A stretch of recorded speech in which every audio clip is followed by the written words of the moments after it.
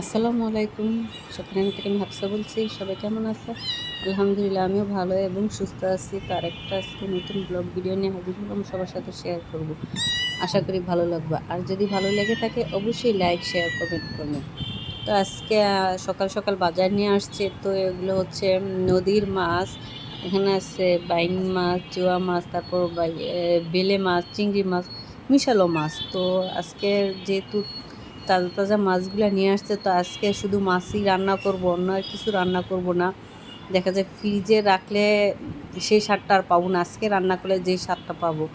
তো আমি প্রথমে একটু সজনে ডাল দিয়ে রান্না করব, সজনে দিয়ে ডাল দিয়ে। তো আমি ডালটা বসিয়ে দিলাম, ডালটা সিদ্ধ হয়েছে মতন ডাল ঘুটনি দিয়ে ঘুটে দিয়ে তারপর আমি এখানে সজনে দিয়ে দিলাম। তো আজকে রান্না বাড়া করে দুপুরে রান্না শেষ করে আমি একটু ঘরের কিছু কাজ করব, যেহেতু সামনে আবার কুরবানি চলে আসতেছে। তো কিছু ঘরে কাজ আছে, সেটা আমি করে গুছিয়ে নেব। দেখা যায় আদা রসুন আছে, সেটা একটু ছুলে নিয়ে ব্লেন্ডার করে নেব। তো আমি আজকে এখন রান্না করব চিংড়ি দিয়ে, যে কচুরমুখী বলে, কেউ কেউ গাড়ি কচু বলে, সেটা আমি রান্না করবো। তো আমি প্রথমে তেল দিয়ে দিলাম। তো পেঁয়াজটা আমার ভাজা হয়ে গেছে, এখন আমি কিছু চিংড়ি মাছ দিয়ে দিলাম, সাথে একটু আদা রসুন বাটা দেব।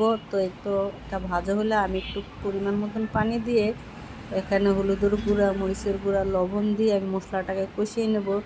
তো এই যে আমি গাড়ি কচু বা কচুরমুখী যে নামেই ডাকে আর কি, এক এক জনে এক একভাবে ডাকে, কেউ বলে কচুরমুখী, কেউ বলে গাড়ি কচু। তো আমরা গাড়ি কচি বলি।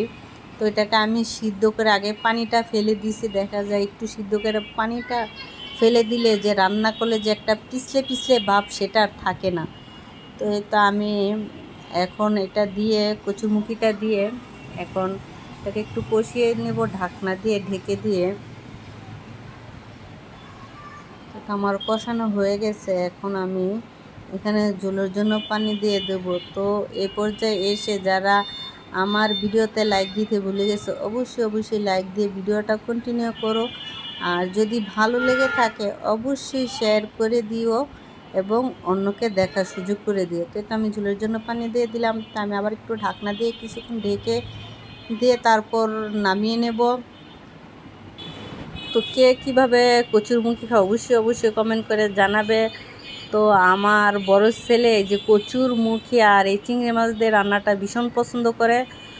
তো আমি আজকে যে মাছগুলা নিয়ে আসলাম, ওখান থেকে আমি অল্প কিছু মাছ নিয়ে রান্না করব।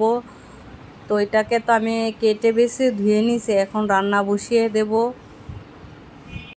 তো আমার কিন্তু কচুরমুখীটা হয়ে গেছে, এখন আমি নামিয়ে নেব।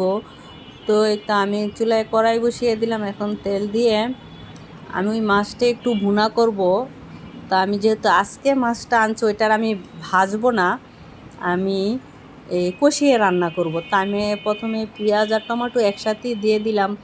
দেখা যায় টমেটোটা যদি না গলে আস্তে আস্তে থাকে, আমার ঘরে বাচ্চারা খেতে চায় না, ও টমেটো ওদের পাতে যদি পরে খাবারের সময় ওরা খেতে চায় না, তাই আমি একসাথে ভেজে নেব যাতে টমেটোটা গলে যায়। তো আমি যখন ভয় দিচ্ছিলাম তখন হয়তো আমার বিড়াল ছানাটা ডাকছে, সেটাও উঠে গেছে, তাই কেউ প্লিজ কিছু মনে করবেন না। তো আমি একে একে সব ধরনের মশলা দিয়ে আমি তো পেঁয়াজগুলোকে বা মশলাগুলোকে আমি একটু ভালো করে কষিয়ে নেব। তারপর এখানে আমি মাছগুলো দিয়ে দেবো। অবশ্যই কারা কীভাবে বা কীরকম করে এই মাছগুলো খান আমার জানা নেই, কিন্তু আমাদের দেশে এইভাবেই খায়। দেখা যায় যে চেওয়া মাছ, এটাকে চেওয়া মাছ বলে। এটা আমরা ভাজি না, আমরা কষিয়ে খাই বা জাল দিয়ে খাই, ওইরকম করেই খাই। তো আমরা যেরকম করে খাই বা আমরা মা দাদিদের যেভাবে দেখছি রান্না করতে, আমি ওইরকম করেই রান্না করি, তার ব্যতিক্রমভাবে আমি আর রান্না করি নাই। তো আমার এই রান্নাটাও হয়ে গেছে। তো আমার ভিডিও যদি কারো কোনো অংশ ভালো লেগে থাকে প্লিজ কেউ লাইক দিতে ভুলো না এবং আমার চ্যানেলটি সাবস্ক্রাইব করতে ভুলো না। এই তো আমি রান্না শেষ করে বাচ্চাদের খাবার দাবার দিয়ে তো আমি দুপুরে একটু ঘর পরিষ্কার কাজ করে নেব। যে কিছু কাচের জিনিস আছে সেটা আমি একটু পরিষ্কার করে নেব। যেহেতু এটা আমার শোকেসের জিনিস, আমার শোকেসটা বিক্রি করে দিছি। তো আমি বাসা চেঞ্জ করার সময় শোকেসটা বিক্রি করে দিছি, যেহেতু আমার যে বাসা আসছে ওই বাসা আমার ওইটা জায়গা হয় না, এই জন্য আমার বিক্রি করে দিতে হয়েছে। তা আমি আবার বাসা চেঞ্জ করে ফেলেছি, তো এই জন্য আমি আজকে শোকেস নিয়ে আসবো। তো আমি তার আগের ভিডিওতে বলছিলাম যে আমি ফার্নিচারের দোকানে গেছি, কী কারণে গেছি সেটা সবার সাথে শেয়ার করব। তো এটা আমি ফার্নিচারটা আজকে নিয়ে আসবো, তো এই জন্য এগুলো আমি পরিষ্কার করে নিছি। তো শোকেসে এগুলো সাজাতে হবে। তো আমার ভিডিও কেমন হয়েছে অবশ্যই সবাই কমেন্ট করে জানাবে। তো আমি যে শোকেসটা আনবো সেটাও সবার সাথে শেয়ার করব। আজকের মতন আমি বিদায় নিব। সবাই ভালো থাকো, সুস্থ থাকো। আল্লাহ হাফেজ।